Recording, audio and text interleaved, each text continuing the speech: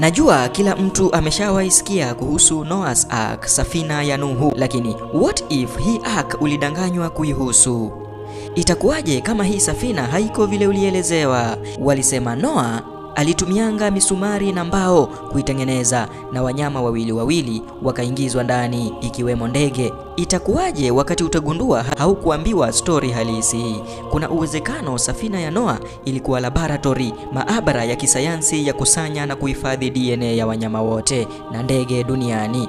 Noah na yeye alikuwa nani?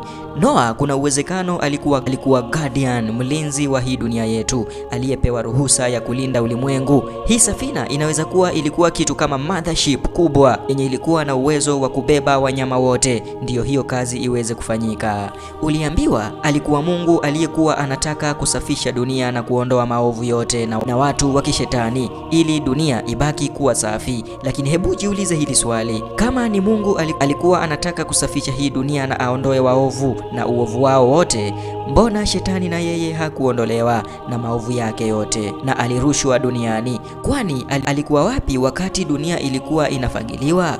Kwani walimhepesha shetani kwanza wakamtoa duniani alafu wakasafisha dunia, then baadaye dunia ilipoondolewa uovu shetani akarudishwa. Maafa yenye maji yalileta floods ilikuwa ya kazi gani? Hebu tuone.